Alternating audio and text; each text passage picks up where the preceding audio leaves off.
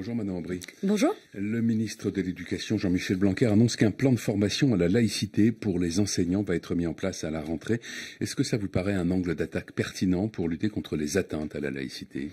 Bon, d'abord, c'est bien que Jean-Michel Blanquer découvre que la formation est utile pour les enseignants, lui-même qui a réduit cette formation, notamment pour les enseignants dans le primaire. Maintenant, oui, pourquoi pas une formation sur la laïcité, mais j'oublie pas que c'est le même Jean-Michel Blanquer qui a réduit aussi la formation sur la laïcité, puisqu'il y a eu seulement un enseignant sur 100 qui a reçu une formation en la matière. C'est 5 fois moins qu'il y a 4 ans, et entre-temps, c'est Jean-Michel Blanquer qui a été ministre de l'Éducation. Donc après, il faut pas être dupe. Une journée de formation, c'est pas ça qui sera suffisant pour aider les enseignants dans cette tâche qui n'est pas facile, et à cette formation dont il faut voir le contenu, parce qu'on ne connaît pas exactement le contenu. Former les formateurs d'abord.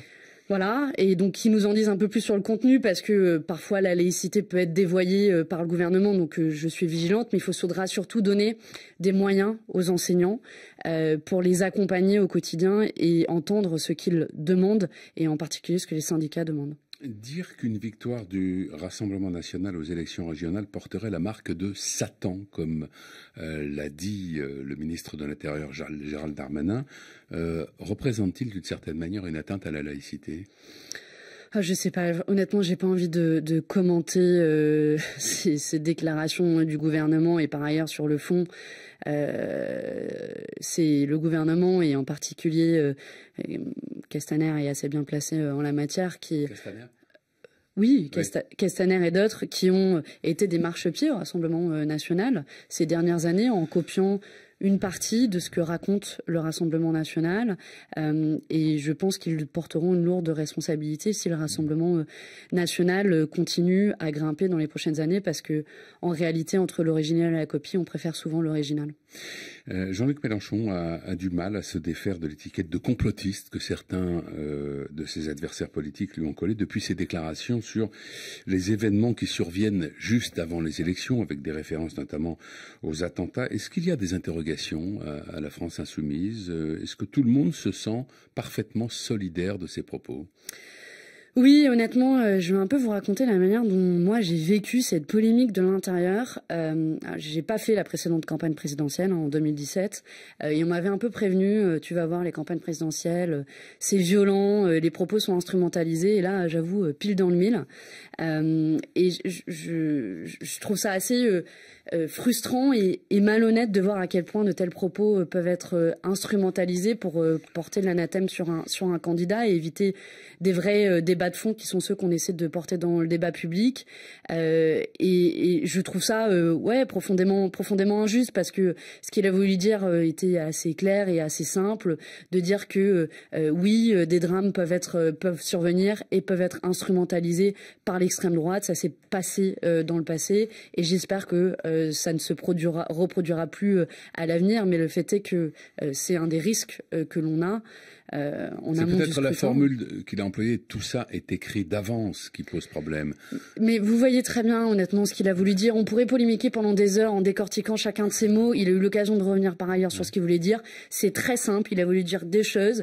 Les assassins peuvent cibler, et ils peuvent cibler dans les périodes électorales, et l'extrême droite sera toujours là, comme des charognards, pour exploiter ces drames terribles, et pour surfer sur cette terrible vague, notamment pour pointer du doigt la communauté musulmane. C'est tout ce qu'il a voulu dire, et je crois que d'en faire des tonnes et des tonnes démontre à quel point ce débat politique, franchement, n'est pas à la hauteur. Les dirigeants du G7 ont réaffirmé ce week-end leur volonté de mettre en place une fiscalité mondiale minimale sur les entreprises d'un montant de 15%. C'est un sujet sur lequel vous avez longtemps travaillé lorsque vous étiez à l'ONG Oxfam. Est-ce que vous saluez cet engagement du G7 ? Bon, quelque part, c'est une victoire culturelle de se dire il faut arrêter cette course à la concurrence fiscale qui a fait que les taux d'imposition sur les sociétés ont été divisés par 2 en l'espace de 20 ans. Ceci étant dit, franchement, un taux à 15%, c'est un taux extrêmement au rabais. On essaie de vider la mer de l'évasion fiscale à la petite cuillère. 15%, c'est à peine au-dessus du taux de l'Irlande, qui est un paradis fiscal notoire, qui est à 12,5%. Et pour vous donner l'idée... Sauf qu'il est dans les faits, il est souvent beaucoup plus bas en Irlande. Il est dans les faits beaucoup plus bas, mais 12,5 c'est déjà extrêmement bas. Et puis, pour vous donner une idée, 15%, c'était pas le taux qui était défendu par un certain nombre d'États, notamment par les États-Unis qui défendaient 21%.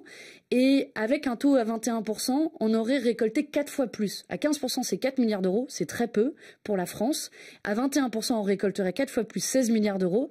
Et puis, si c'était un taux à 30%, ce serait même 10 fois plus, presque 40 milliards d'euros. Donc, je crois que à l'issue de cet accord, les grandes entreprises multinationales qui font de l'évasion fiscale et Amazon & Co peuvent continuer à se frotter les mains en se disant que finalement, on ne va pas aller chercher grand-chose de leur pactole qui est caché dans les paradis fiscaux. Quand Bruno Le Maire, le ministre de l'économie, dit que la France va se battre pour que justement ce taux soit relevé, qu'on aille au-delà des 15%, est-ce que vous lui faites confiance pour en effet mener ce combat et pour y parvenir? C'est faux et j'en juge par les actes. Jusqu'à présent, ce qu'a défendu la France, c'est un taux à la baisse, notamment quand Joe Biden avait proposé ce taux à 21%. La France a défendu un taux plus bas, à 15%, voire même elle se serait accommodée d'un taux à 12,5. C'est la même attitude qu'a la France dans les négociations européennes qui se tiennent aussi les discussions de la même manière sur un taux d'imposition minimum. Et d'ailleurs, la France n'en est pas à son premier coup d'essai sur la négociation européenne sur une mesure de transparence fiscale des multinationales. Là aussi, la France a fait même pire. Non seulement elle a tiré les négociations par le bas, mais elle a copié-collé sa position sur celle du MEDEF, le plus gros lobby patronal.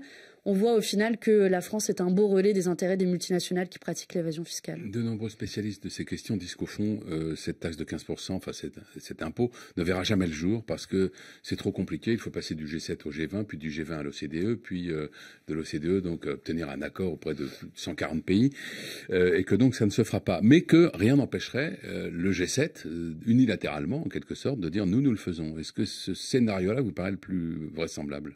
Oui, je pense qu'il faut arrêter de perdre du temps. Combien de scandales avons-nous eu ces dernières années d'évasion fiscale, les LuxLeaks, etc. Et d'ailleurs, c'est la direction que prend les États-Unis, puisque Joe Biden a décidé d'imposer unilatéralement les entreprises qui pratiquent l'évasion fiscale et qui utilisent les paradis fiscaux en taxant la différence aux États-Unis. La France pourrait faire de même, et ce serait la preuve qu'en matière de lutte contre l'évasion fiscale, tout ce qu'il manque, c'est de la volonté politique. Donc j'espère que certains en prendront un peu de la graine. Merci Manon Aubry. Merci à vous.